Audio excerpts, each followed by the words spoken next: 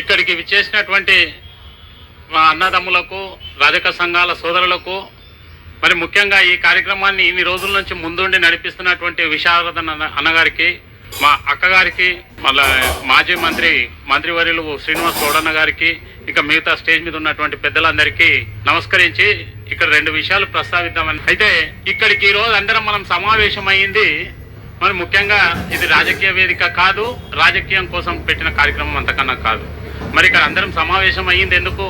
మన విశారదన్ అన్న గారు అక్కడ జరిగిన అన్యాయాన్ని ప్రజల వెలుగులోకి తీసుకొచ్చి రాష్ట్ర వ్యాప్తంగా ఎన్నో నిరసన కార్యక్రమాలు తెలుపుతుంటూ ముందుకొచ్చి మరి పోలీసు ఉన్నతాధికారికి ఇచ్చినాక నిన్న హెచ్ఆర్సీ హ్యూమన్ రైట్స్ కమిషన్కు ఇట్లా అన్ని సంస్థలకు, రాజ్యాంగ సంస్థలకు ఎన్నో కంప్లైంట్లు ఇచ్చినప్పటికీ కూడా ఇట్లాంటి చర్యలు తీసుకోకపోవడంతో ఈ రోజు ఇక్కడ ఈ వేదిక ద్వారా ధర్నా చేయడం ఏర్పాటు చేయడం జరిగింది. మరి ఉమ్మెరలో జరిగినటువంటి దుర్ఘటనలో ఆ 2 నెలల పసిపాప చనిపోయిన పాప గురించి మరి ఈ రోజు న్యాయం అడుక్కోవడానికి వీధుల్లోకి రావడం ఎంత దురదృష్టకరం అంటే, మరి ఉన్నవాళ్ళు ప్రభుత్వం ఉందా, చట్టం ఉందా, న్యాయం ఉందా?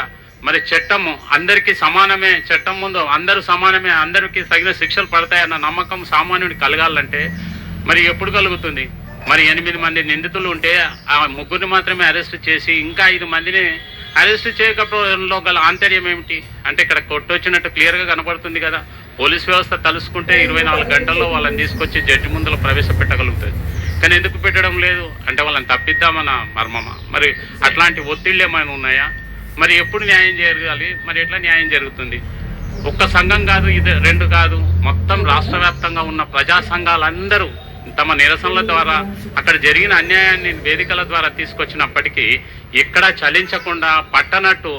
ఇంకా విచిత్రం ఏంటంటే బాధితులు అసలు ఉన్నారా, పోయారా, ఎక్కడున్నారు, వాళ్ళకి ఎక్కడ రక్షణ కల్పిద్దాం, వాళ్ళ పరిస్థితి ఏందని అడిగిన వాళ్ళు పోలీసులు కానీ అటు అధికార పార్టీ నుండి వచ్చిన నిజ నిర్ధారణ కమిటీ వాళ్ళు కానీ ఎవరైనా ఇప్పటి వరకు అడిగిన పాపన పోలేదు. ఇంత దురదృష్టకరం ఆ రకంగా మరి వాళ్ళని తీసుకొని వచ్చి అన్నగారు ముందలుండి నడుపుతున్నాడు. అన్న మరి వంశరాజ్ సంఘం రాష్ట్ర అధ్యక్షుడిగా, తెలంగాణ జాగృతి రాష్ట్ర కార్యదర్శిగా ఈ కుటుంబానికి పూర్తి సంఘీభావం తెలియజేస్తున్నానన్న.